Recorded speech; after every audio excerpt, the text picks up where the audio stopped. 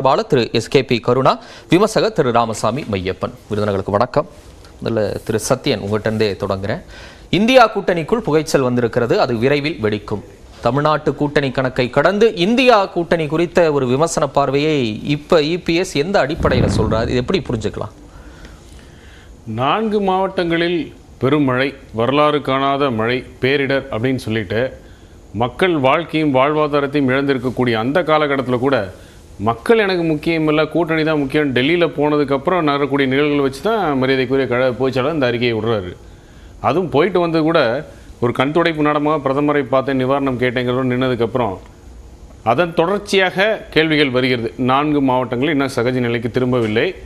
சென்னையில் ஏற்கனவே ஒரு தவறு பண்ணிட்டீங்க, அந்த தவறுலேருந்து பாடம் கற்றுக்கல, நீங்கள் இங்கேயும் கோட்டை விட்டீங்க அப்படிங்கிற விமர்சனம் வருகிறது. அதுவும் சாதாரணமாக இல்லை, களத்தில் சென்று நேராக பார்த்து நிவாரணம் வழங்கிய பின் சொல்கிறார் அண்ணன் எடப்பாடியார் அந்த குற்றச்சாட்டை வைக்கிறார். ஆனால் இங்கே வந்து என்ன சொன்னீங்க, நிதிஷ்குமார் ஹிந்தியை வந்து தெரியாதுன்னா ஹிந்தின்னு சொல்லி அந்த வழக்கம் போல் அவங்களுக்கு ஒரு நரேட்டிவ் இருக்குமே, மக்களை தூண்டணும்னு ஒரு 2 விஷயம் வச்சுருப்பாங்க. வாழ்வாதாரம் திடீர்னு பேசுவாங்க, அதில் முதலாவது வருவது மொழி. அந்த மொழி உணர்வை தூண்டக்கூடிய வேலையை மட்டும் கரெக்டாக செய்யற மாதிரி. உங்களுக்கு மொழி உணர்வு இல்லையா? கண்டிப்பா இருக்கு. அதிமுக திராவிட இயக்கத்தின் இருமொழி கொள்கையை ஆதரிக்கக்கூடிய கட்சி தான். கண்டிப்பா இல்ல, அங்க அவர் சொல்வதை வந்து உறுதிப்படுத்துறதுக்கு யார் இருக்கா? இல்ல, ஒருவேளை நான் கேட்கிறேன் திரு சத்யன், உண்மையிலே இல்ல அது வந்து மறுக்கல. நிதிஷ்குமார் வந்து சொல்லி திமுகவை இந்த மாதிரி தமிழ்நாட்டுல தென் மாநிலங்கள்ல ஹிந்தி கத்துக்க மாட்டீங்களான்னு சொன்னா அது ஒரு தமிழரா, ஒரு திராவிட இயக்கத்தின் வழிவந்த உங்களுக்கு அந்த கேள்வி பொருந்தும் தானே? உங்களுக்கு அது வந்து அது தள்ளி நின்று பேசுறீங்க. 500 சில்லற வாக்குறுதிகளே பொய்யை தவிர்த்து வேற எதையுமே பொது வழியில் பேசி இது வரைக்கும் 2.5 ஆண்டுகளாக உண்மையே பேசாத கட்சியிலிருந்து ஒருத்தர் வந்து சொல்வதை எப்படி உண்மைன்னு நம்புறது? எதிர்கட்சி நாங்க நம்ப வேண்டாம்னு விடுங்க, மக்களே நம்பருக்கு தயாரா இல்ல. திடீர்னு கோவாலேருந்து எங்கேயோ ஒரு அம்மா வந்து பயணி வருவாராமா, உடனே அவர் ஹிந்தியில சொல்லிட்டாருமாராமா, கத்துக்கலாம். திடீர்னு இந்த மொழி நாடகம் எங்கிருந்து வருது? எப்பெல்லாம் வருதுன்னு பார்த்தா எப்பெல்லாம் திமுக வந்து மக்களிடம் வெறுப்பை அதிகமாக சம்பாதிக்கிறதோ, எப்பெல்லாம் மக்களை சந்திக்க முடியல, எப்பெல்லாம் அவரோட தோல்வி வந்து பட்டவர்த்தனமாக தெரியுதோ அப்பதான் இந்த விஷயம் வருது. ஏன் வருது? இல்ல நான் சந்தேகத்தை இல்ல, இப்படி நிதிஷ்குமார் இந்தியா கூட்டணிக்குள்ள பேசினா அது இந்தியா கூட்டணிக்குள்ள குழப்பம்னு திமுகவுக்கு தான் அது ஒரு டிராபேக்கா இருக்கும். அது எப்படி அவங்க ஒரு அரசியல் பண்ண இந்த காயின் எப்படி எடுப்பாங்க? அந்த டிராபேக்னால தான் அடுத்தடுத்து அது என்ன பிரச்சனை அப்படின்னு வருது. அதாவது மக்கள் தான் பிரதானம், மக்கள் தான் முக்கியம் அப்படின்னு இருக்கக்கூடிய தலைவர்களை கொண்ட இயக்கம் அஇஅதிமுக. தூத்துக்குடியில் அந்த மாதிரி ஒரு விஷயம் நடந்த உடனே அடுத்த நாளா போய் மக்களின் நிவாரணம் வழங்கி அப்ப சொன்னாரு, அரசியலுக்கு அப்பாற்பட்டு மத்திய அரசு மாநில அரசு கேட்ட வரியை வந்து நிவாரண நிதியை வழங்கணும்னு சொல்றாரு. அதை பத்தி எதுவும் சொல்லல, அரசியலுக்கு அப்பாற்பட்டு இதுல அரசியல் ஆடல, அரசியல் அப்ப அது ஒரு ஓபன் ஸ்டேட்மெண்ட். ஆனா அதன்படி வர தொடர் தோல்விகள் என்ன வருதுன்னா, இவர்களுடைய நோக்கம் மக்கள் இல்லை, கூட்டணி தான் முக்கியங்கிறதுக்கு கூட்டணிக்கு பின்னாடி திரைக்கு பின்னாடி நிறைய விஷயங்கள் நடக்குது.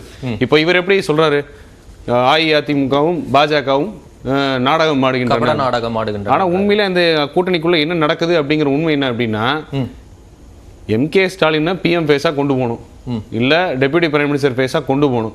அதை கொண்டு போனதான் அவருடைய பயணம் இங்க அரியணை ஏற்ற முடியுங்கிற நாடகம் தொடர்ச்சியா ரொம்ப நாள் நடந்துகிட்டு இருக்கு. திரு ஸ்டாலின் இந்த கேள்வி கேட்கும் போது என்னுடைய உயரம் எனக்கு தெரியும்னு என் தந்தையார் சொன்னதே நான் சொல்றேன் அவர் பலமுறை சொல்லி இருக்கிறாரு. அதற்கு பிறகு ஏன் உங்களுக்கு அந்த சந்தேகம் வருது? இது கொஞ்சம் பாருங்க, என்னன்னா கொஞ்சம் ஜூம் பண்ண முடிஞ்சா சொல்லுங்க. Why do we need MKS as PM of India? புத்தகம் வெளியீடு. அவங்க சொல்ல மாட்டாங்க, எப்பவுமே பக்கத்துல பாயசம் தானே. அவர் சொல்லுவாரா தைரியமா வந்து உதயநிதி வந்து டெபுட்டி சிஎம் ஆக்குங்க, அடுத்து சிஎம் அவர் தான் சொல்லுவாரா? எப்படி சொல்லுவாரு? சரி, இது ஒரு பெரிய சிக்கல் பிரச்சனையா? ஆமா, 2019 இந்த மண்ணிலிருந்து சொல்கிறேன், ராகுல் காந்தி தான் பிரதமர் வேட்பாளர்னு சொன்னவங்க, அதே வந்து இந்திரா காந்தி சோனியா காந்தி கூப்பிட்டு மகளிர் உரிமை மாநாடு நடத்தினவங்கனால ஒரு பிஎம் பேச கொடுக்க முடியல. அவர்களுடைய புள்ளி கணக்கு என்னவா இருக்குன்னா, இங்கிருந்து நீங்க தேசிய அரசுக்கு போனீங்கன்னா தான் இவர் அரியணை ஏற்ற முடியும், அப்பதான் அது வந்து மன்னராட்சிங்கிற பட்டம் வராது, பிம்பம் வராது, இதற்கு தகுதியான அந்த கட்டமைப்புக்கு ரொம்ப முயற்சி பண்றாங்க. முயற்சி தோல்வியிலேயே முடிஞ்சிட்டு இருக்கு. அதுக்கு மிகப்பெரிய முட்டுக்கட்டையா இருக்கிறவர் ஒரு நிதிஷ்குமார் தான். ஏன்னா அவருக்கு அந்த ஆசை இருக்கு. அப்ப இங்க மக்கள் முக்கியம் இல்ல, எனக்கு அதிகாரம் தான் முக்கியம், அந்த அதிகாரத்துல நான் வந்து தேசிய அரசியல் இருக்கணும், என்னோட பையன் வந்து இங்க மாநிலத்துல முதல்வர் அரியணை ஏறணுங்கிற முனைப்பிலையும் முயற்சியிலையும் ஒரு கூட்டமா வேலை செஞ்சுட்டு இருக்கும்போது நீங்க சொல்றது பொருள் எப்படி தெரியுமா வரும்? திமுக தேசிய அளவுக்குள்ள செல்வாக்கு பெற்று அடுத்த கட்டமா பிஎம் லெவலுக்கு போயிட்டாங்க, அதிமுக இன்னும் தமிழ்நாட்டுக்குள்ள மாநில அரசியல்ல தான் இருக்குங்கிற பொருள் வராதா நீங்க சொல்றதுக்கு? அப்படி ஒரு பொருள் வந்து அது மாதிரி ஒரு சிறந்த நகைச்சுவை இது வரைக்கும் எங்கேயுமே இல்லைன்னு தான் பொருள். நீங்க சொல்றதுல இருந்து அப்படி பொருள் வராதா? அது திரைக்கு பின்னால் அவர்கள் செய்து கொண்டிருக்கும் முயற்சி. இந்த முயற்சி பல தோல்வி. அதனாலதான் காங்கிரஸ் எதிர்த்து மேகதாதுக்கு ஒரு அறிக்கை கூட விடாம உட்கார்ந்துருக்காரு. பொங்கலூர் பழனிசாமி ஒரு முன்னாள் அமைச்சர் திமுக ஆட்சி காலத்தில் நேற்றுக்கு பெங்களூர்ல ரெய்டு அவர் வீட்டில் குவாரிங் ரைடு பதிலே சொல்ல முடியல, வாயை திறக்க முடியல, வாயை மட்டும் பேசாம தானே இருக்காரு. எதுக்குமே குரல் கொடுக்க முடியாது. மக்களோட உரிமை வாழ்வாதாரம் சொல்றதுக்கு எதுக்குமே குரல் கொடுக்க முடியாத இடத்துல தானே இருக்காரு. பக்கத்துல இருக்க அண்டை மாநிலத்துக்கு குரல் கொடுக்கல, அதை திருப்பி திருப்பி கேட்கிறோமே.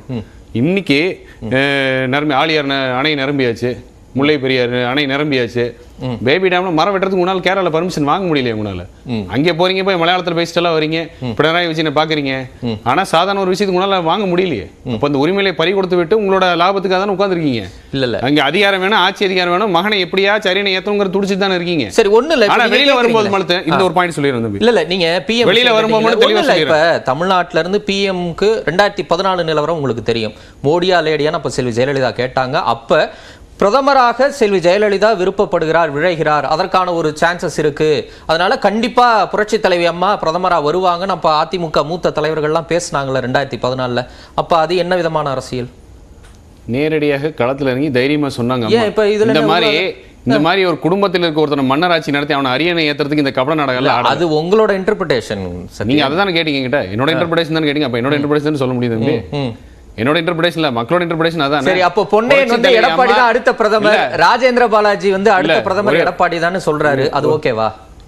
எடப்பாடியா மோடியாங்கிற நாங்க வைக்கிற முழக்கம் இல்ல சார், எடப்பாடி தான் நாங்க வைக்கும் முழக்கம். நீங்க வைக்கலாம் கூடாதா? இப்ப அந்த முழக்கம் கூட வைக்கிற கூட அந்த திமுக யோசிக்க ஆரம்பிச்சாங்களா? அப்படி எடுத்துக்கலாம்ல. நீங்க சொன்னீங்க தேசிய அளவு போயிட்டாருன்னு வந்து, அப்போ அந்த முழக்கம் வைக்கிற கூட யோசிக்கிறாங்களா? தெல்ல தெளிவாக உதயநிதி அரியணை ஏத்தணுங்கிற நாடகம் நடக்குது. அந்த நாடகத்துக்கு இப்போ ஒன்றும் இல்லை. இப்போ இந்த அனைத்து இந்திய அண்ணா திராவிட முன்னேற்ற கழகம் திமுக இருதுற அரசியல் தான் தமிழ்நாடு பொறுத்த வரைக்கும். சரி, இங்க எந்த தேசிய கட்சியா இருந்தாலும் இந்த இரண்டு இயக்கங்களை சார்ந்துதான் இருக்கும், அரசியல் பண்ணும் அப்படிங்கிறது அரசியல்ங்கிறது உறுதியா இருக்கு. இருதுருவ அரசியல் தான் உறுதி. அது சமீப காலமா அது இருதுருவ அரசியல் இல்ல, திமுக பாஜகன்னு ரொம்ப கஷ்டப்பட்டு இருக்காங்க. ஊடகத்துல சில நிறைய பேருக்கு ரொம்ப கஷ்டப்படுறாங்க. ஆனா இருதுருவ களத்துல இருதுருவ அரசியல் தான். எந்த தேசிய கட்சியா இருந்தாலும் இந்த திராவிட கட்சிகள் மேலதான் சவாரி செஞ்சாகணும். இப்போ அது முடிவெடுக்கக்கூடிய இடத்துல இருக்காங்க அந்த கட்சியோட அதிகாரம் பொருந்திய பொதுச் செயலாளர், அங்கே திமுக தலைவர். எங்க பொதுச் செயலாளர் முடிவா சொல்லியாச்சு, கூட்டணி இல்ல அப்படின்னா எதுக்கு பதட்டம்? திமுக அந்த பதட்டம் இல்ல. பாஜகவுடன் கூட்டணி இல்லை என்று கபட நாடகம் போட்டுக் கொண்டிருக்கும் எடப்பாடி பழனிசாமி பாஜகவை எதிர்த்து ஒரு வார்த்தையாவது பேசி இருக்கிறாரா? இந்த லாஸ்ட் லைன் தான், பாஜகவை எதிர்த்து ஒரு வார்த்தையாவது பேசி இருக்கிறாரா? இது ஒரு லாஜிக்கான கேள்வி. ஒரு 4 பட்டியல் சொல்ல சொல்லுங்க, எந்த விஷயத்துல எதிர்த்து பேசணும்னு சொல்ல சொல்லுங்க. அவங்களோட இயலாமையை மறைக்கிறதுக்கு அவங்க வைக்கிற விமர்சனத்துக்கு நாங்க துணை போகணும்னு கூப்பிடுறாரா? இல்ல எந்த விஷயத்துல எதிர்த்து பேசணும் பாஜக? எந்த விஷயத்துல எதிர்க்கலாம்னு சொல்ல சொல்லுங்க. சரி, நான் கேட்கிறேன், ஒரு நாடாளுமன்ற அத்துமீறல் இப்ப சமீபத்துல நடந்தது, அது தொடர்பா ஏதாவது ஒரு கருத்து எடப்பாடி பழனிசாமி? அதுக்கு பாஜக கண்டனம் கூட வேண்டாம். இல்ல, அதுக்கு பாஜக எதிர்த்து என்ன பேசணும்? ப்ரோப் நடக்குது, அரசுக்கு அதுல பொறுப்பு இல்லையா? ஒரு நிமிஷம், செக்யூரிட்டி சிஸ்டம்ல ஒரு கோளாறு இல்லையா? அது நடக்க கூடாத ஒரு அசம்பாவிதம் நடந்துருச்சு. அதுக்கு வந்து ப்ரோப் முடிகிற வரைக்கும் வெயிட் பண்ணக்கூடாதா? முன்னாடியே குற்றவாளி இவர்கள் தான் தீர்மானிச்சு அறிக்கை விடணுமா? இல்ல, நம்ம சொல்றோம் குற்றவாளியை முடிவு பண்ணிட்டு விசாரணை நடத்தணுமா? நம்ம திமுகவா? இதேதான் பாஜகவுடைய நிலைப்பாடும். அப்பதான் அவங்க கேள்வி கேட்கிறாங்க, என்னன்னு கரெக்டா வருதா? இல்ல, நான் சொல்றேன் நாடாளுமன்றத்தில் நடந்தக்கூடிய விஷயத்தை பத்தி. ஆமா, நேத்தி கூட நாடாளுமன்றத்தில் மரியாதைக்குரிய எங்கள் கழகத்தினுடைய தம்பிதுரை அவர்கள் தமிழக அரசு கேட்ட நிதியை தாருங்கள்னு சொல்றாரு. அப்புறம் சொல்லுங்க, மக்கள்னு வரும்போது தமிழ்நாடு தமிழக மக்கள் வரும்போது எங்க குரல் கொடுக்காம இருக்கும்? நீங்க ரகசியம் தெரியும், நீங்க ஒத்த கையெழுத்து போட்டா நீட்டு விளக்கு. நீங்க ஆட்சிக்கு வந்து 2.5 வருஷம் கழிச்சு என்ன சொல்றீங்க? உண்ணாவிரத போராட்டம் இருக்கும், கூடவான்னு கூப்பிடுறீங்க. இப்போ வாக்குறுதி கொடுத்து நீங்க தானே, ரகசியம் தெரியும் பேசுறது நீங்க தானே, பண்ணிக்காமீங்க. ஒரு முல்லை பெரியார் அணையில காவிரி மேலாண்மை ஆணையம் அமைக்கப்பெற்று அதற்கு அழுத்தம் கொடுக்க முடியல. அங்கே போய் மத்திய அமைச்சரை பார்க்கணும்னா கூட மத்திய அமைச்சர் பார்த்து ஒண்ணா போடல, ஆணையம் இருக்கு, அழுத்தம் கொடுக்கணும், நீதிமன்றத்தில் கொடுக்கணும். அது கூட அஇஅதிமுக தான் வரணும். எல்லாத்துக்குமே அஇஅதிமுக தான் அவங்க எதிர்பார்க்கறாங்க. சரி, இதை செயல்படுத்தக்கூடிய இடத்துல இருங்க, அது பேர் தான் கேட்கிறேன். அதான் நீங்க மாநில அரசால செய்ய முடியல, உங்க அரசியல் விமர்சனத்தை வைக்கிறீங்க. இதை செய்யக்கூடிய இடத்துல யார் இருக்கா? பாஜக தானே இருக்கு. அப்ப அதை நோக்கி குறைந்தபட்சம் ஒரு கேள்வியை எழுப்பலன்னு கேட்கறது லாஜிக்கான கேள்விதானே. அந்த செய்யக்கூடிய இடத்துல பாஜக இல்ல, அந்த செய்யக்கூடிய அதிகாரமும் அவங்கள்ட்ட கிடையாது. கட்டமைப்பு எல்லாமே சரி செய்து கொடுத்து தான் ஆட்சி விட்டு வந்திருக்கிறோம். காவிரி மேலாண்மை ஆணையம், நீட்டு, காவிரி மேலாண்மை ஆணையம், முல்லை பெரியார் விஷயம், இல்ல பல மாநில உரிமைகள் சார்ந்த விஷயம் யார் முடிவெடுக்க? அழுத்தம் யார் கொடுக்கணும்? யார் அழுத்தம் கொடுக்கணும் அதுக்கு? சரி, நீங்க எதிர்கட்சியா இருக்கும்போது எதிர்கட்சி அரசு செய்யும் அவிலாசியும் கேட்டு உட்கார்ந்துருக்கீங்களா, வீரமா உட்கார்ந்தீங்கல்ல? ரைட். என்ன கொரோனா காலத்துல கூட உயிரிழந்தவளுக்கு 1 கோடி கொடுக்கணும் மக்களை தூண்டிங்களே வெளியில வரதுக்கு, மலிவு அரசியல் பண்ணீங்கல்ல? குடியுரிமை திருத்த சட்டத்துக்கு மக்களை தூண்டி விட்டு கொரோனா காலத்திலேயே போராட வச்சீங்கல்ல? இப்ப உங்க நிலைப்பாடு என்னவா இருக்கு? ஒரே ஒரு தீர்மானம் போட்டீங்க, அதை தொடர்ச்சி என்ன இருக்கு? இப்ப உங்களோட இயலாமைக்கு எதுக்கு ஒருவருக்கு அஇஅதிமுக கூப்பிடுறீங்க?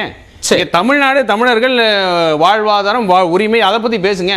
அதுக்கு நான் குரல் கொடுக்கலன்னு ஒரு உதாரணம் சொல்லுங்க. ஓகே, திரு எஸ்கேபி கருணா,